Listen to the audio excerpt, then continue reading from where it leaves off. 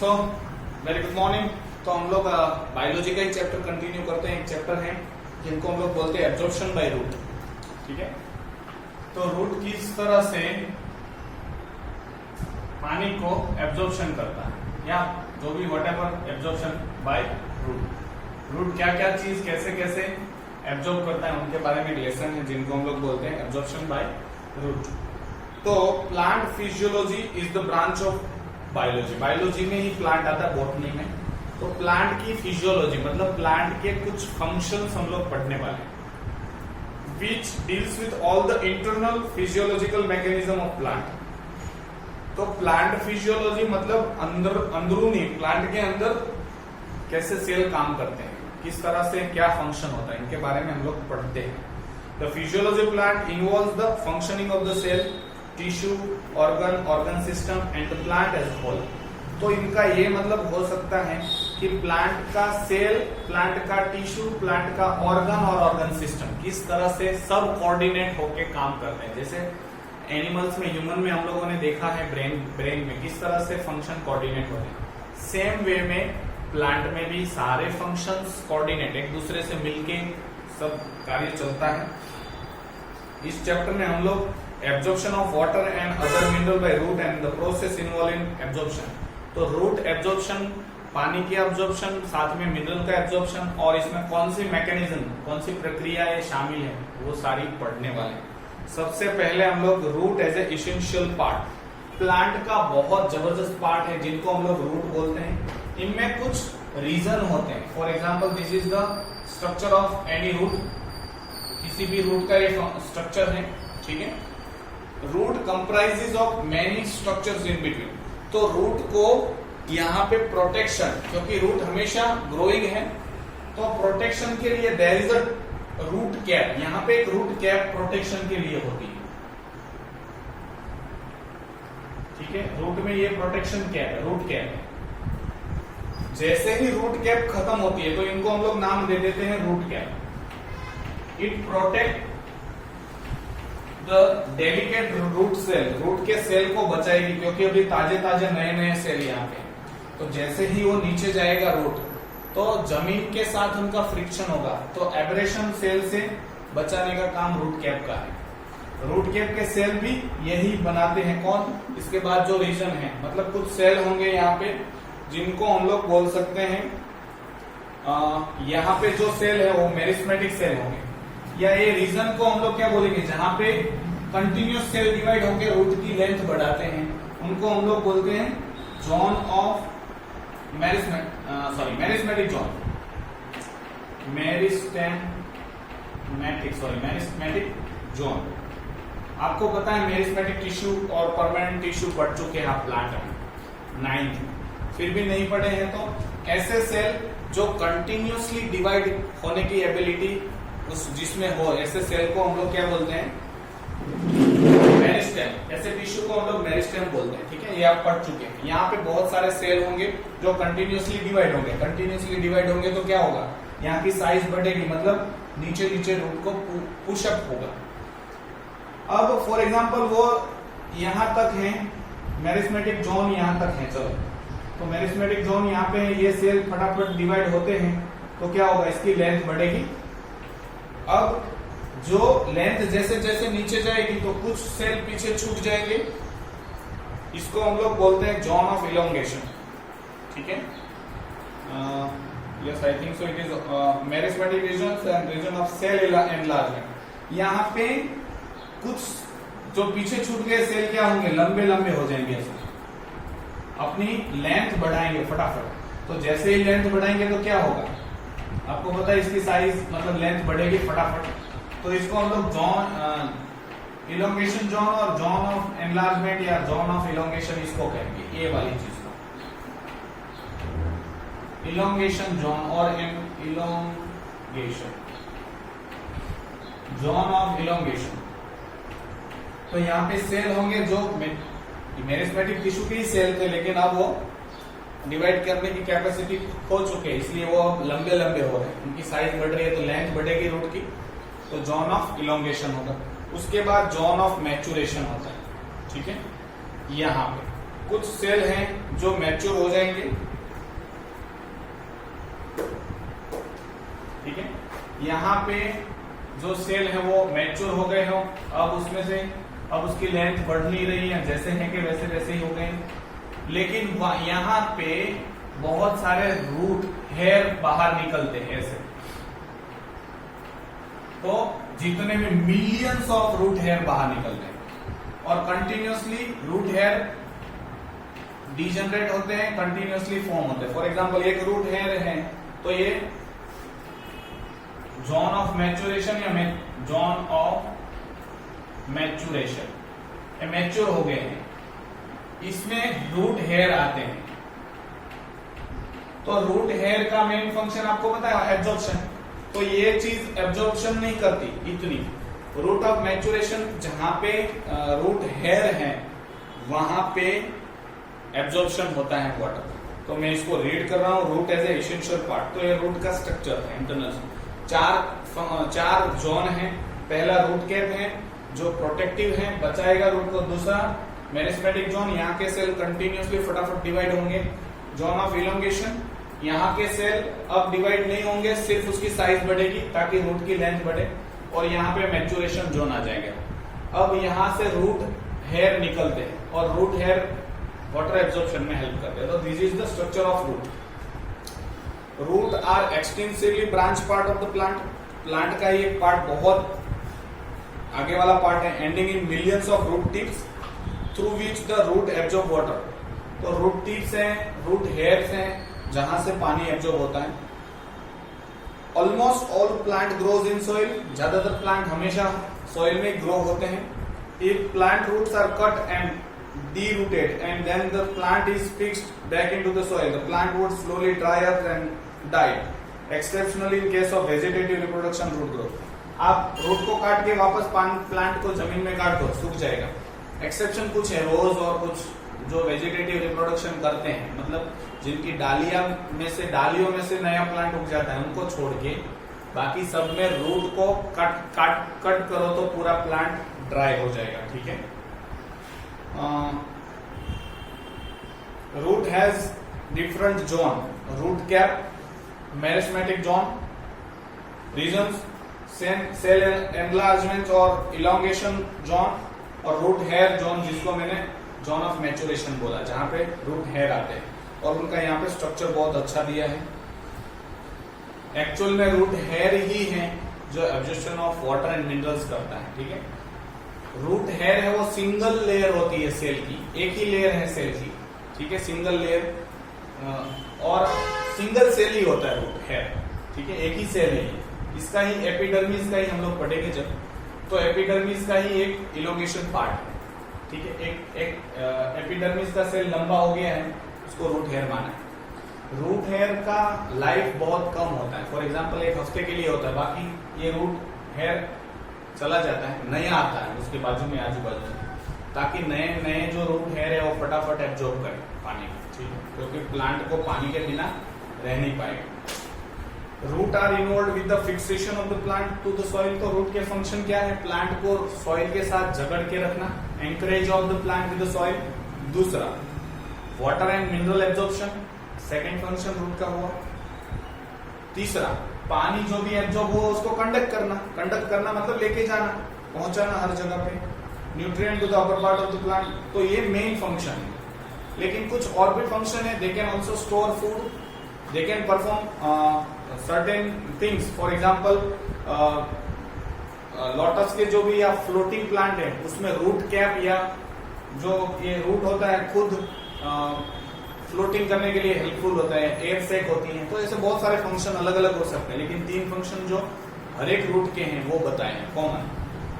पहला anchorage of the plant with the soil, दूसरा absorption of water and minerals, तीसरा conduction of the absorb water and mineral to the upper part of the plant के ऊपरले part में भेजना।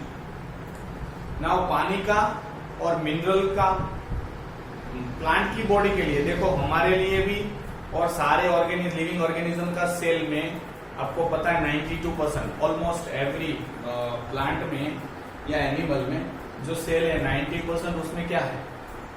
90% it has water. तो पानी का महत्व हमारे लिए और प्लांट के लिए सेम है, लेकिन हमसे भी ज्यादा प्लांट के लिए, क्योंकि प्लांट को बाहर खड़ा रहना है, तो उनकी बॉडी में टेम्परेचर रेगुलेशन के लिए वाटर ज्यादा चाहिए। दूसरा, फोटोसिंथेसिस चल रहा है तो स्टोमेटा खुला रखना है, तो वाटर का इवोपरेशन होना जरूरी है। ट्रांसपिरेशन नहीं होगा तो स्टोमेटा बंद रहेगा।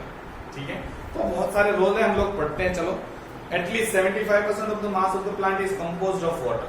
देखो 75%, आप सोचो प्लांट का पूरा एक प्लांट आपने उखाड़ा, 100 किलो का प्लांट था, उसमें आपने सूखा दिया प्लांट को, सारा पानी इवोपरेट हो गया, उसके बाद 25 kg बचेगा। दैट मीन्स 75% पानी का पार्ट था। And over 90% of the water taken up in the roots passes right through the stem and out through the leaves as a water vapour.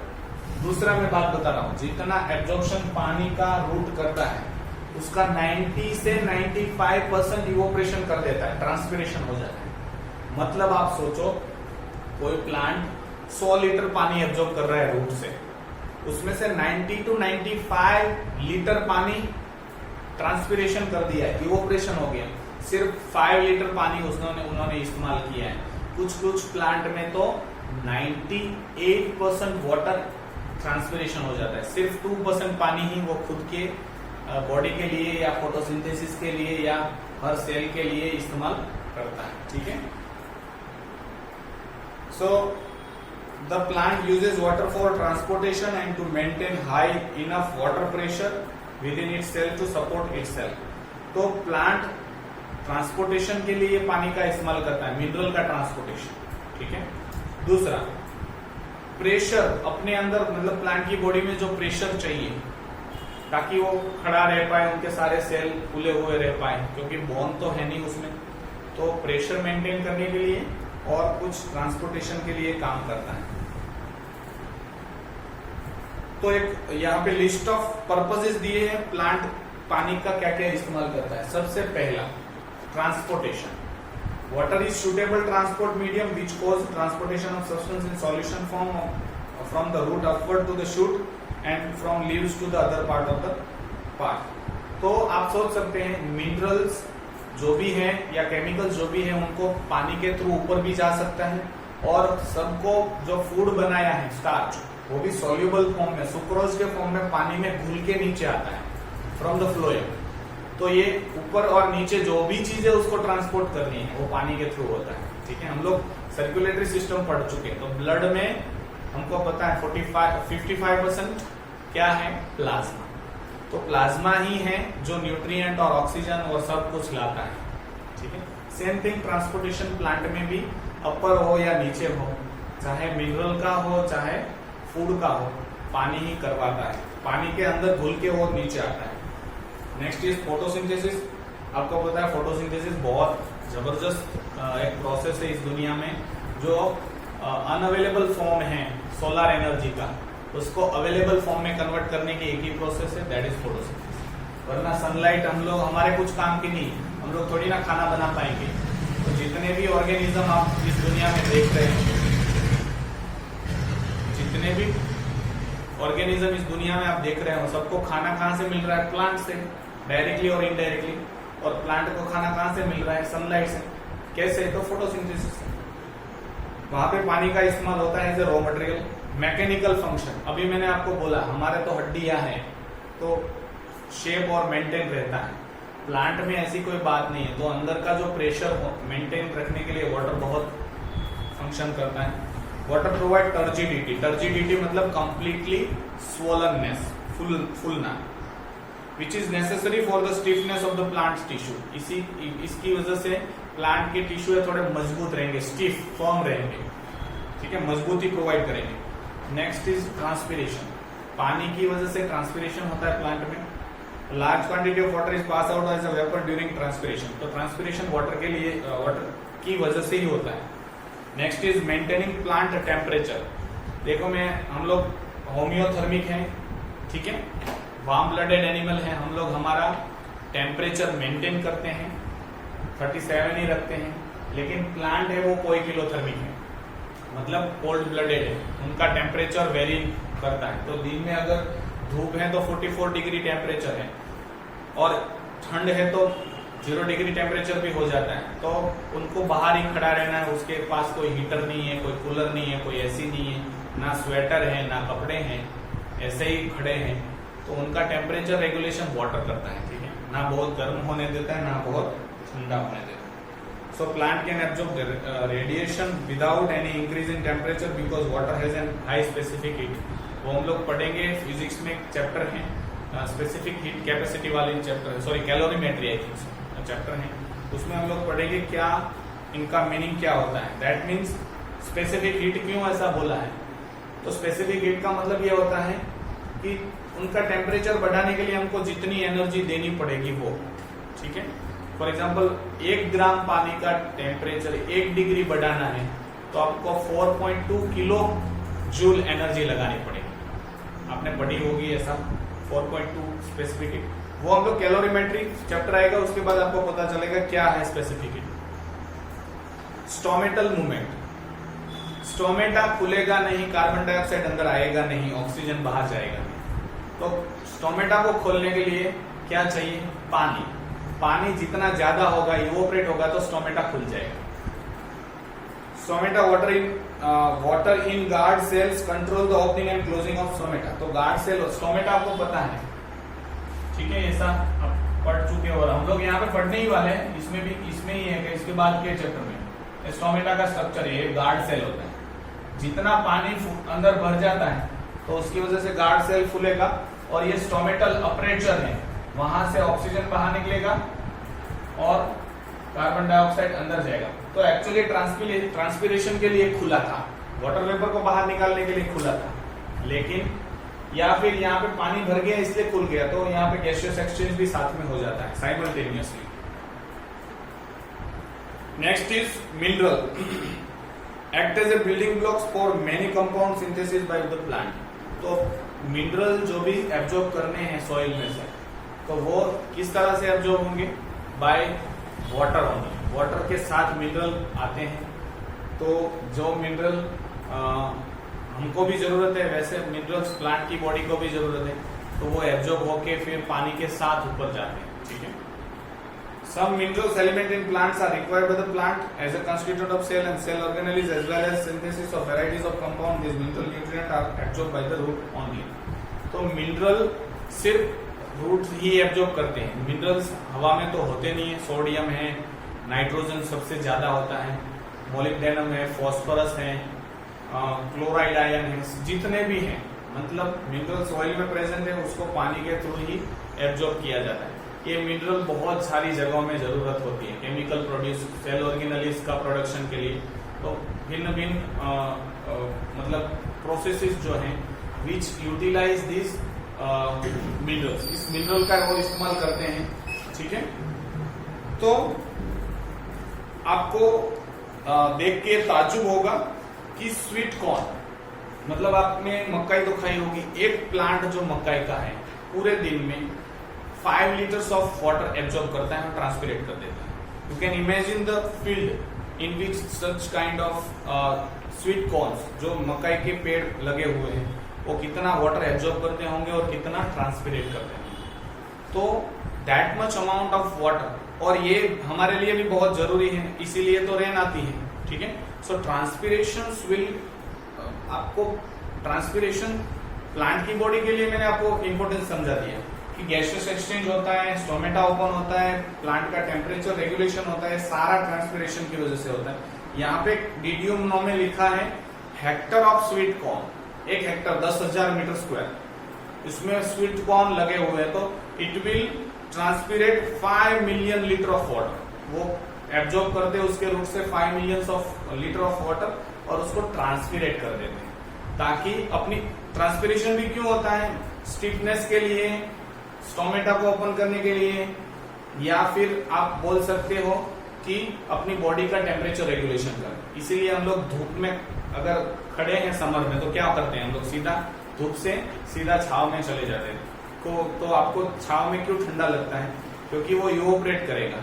तो आपके घर में अगर कूलर है तो कूलर जिस पानी को इवोपरेट करके ठंडा कर देता है एटमोस्फियर, सेम थिंग्स इवोपरेशन और ट्रांसपिरेशन बाय प्लांट, तो प्लांट की बॉडी ठंडी हो जाएगी, ठीक है। और अभी हम लोग पढ़े हैं स्पेसिफिक हीट कैपेसिटी ज्यादा है वाटर की। वाटर को अगर टेम्परेचर बढ़ाना है तो इट नीड्स मोर हीट। और मैंने ये शायद एक दूसरे चैप्टर में भी इसका जिक्र किया था आपको, वो जब किया होगा तो आप जरा याद कर लीजिएगा कि वाटर अपने साथ हीट एनर्जी एब्जॉर्ब करके इवोपरेट होते हैं। नेक्स्ट जो हम लोग पढ़ने वाले हैं वो root hairs and their features. तो रूट हेयर के बारे में पढ़ रहे हैं। तो ये तो आपको मैंने रूट का स्ट्रक्चर पूरा समझा दिया। अब एक रूट हेयर को हम लोग बारी बारी से समझेंगे कि किस तरह से रूट हेयर है। तो रूट हेयर एक्चुअल में क्या है, they are very thin, very delicated, बहुत नाजुक होते हैं, पतले होते हैं, एंड यूनिसेल्युलर। ये तो मैंने पहले ही बता दिया, एक ही सेल है, ठीक है, सिंगल सेल है। Prolongation of epiblema. एपिब्लेमा मतलब आप उसको ट्रांसवर्स सेक्शन कट करोगे, फॉर एग्जांपल ये रूट है तो उसको आप ट्रांसवर्स सेक्शन कट करोगे और देखोगे तो कैसा दिखाई देगा आपको, गोल। तो दैट मीन्स दिस। उसकी बाहर की जो मेम्ब्रेन है उसको हम लोग एपिब्लेमा बोलते हैं। तो एपिब्लेमा मतलब बाहर की आउटर कवरिंग, जिसको हम लोग एपिडर्मिस भी बोलते हैं, ठीक है। तो ये एपिडर्मिस भी के सेल है बहुत सारे, ठीक है। और ये सेल का इलोंगेशन, मतलब एक सेल का ही इलोंगेशन है, कोई नया सेल नहीं आया है। तो इस तरह से जितने भी एपिब्लेमा हैं उसमें से बहुत सारे एपिब्लेमा का इलोंगेशन हो जाता है और रूट हेयर बनता है। और ये बहुत डेलिकेट और थिन होता है, सिंगल सेल, आपको बहुत दिखाई नहीं देगा।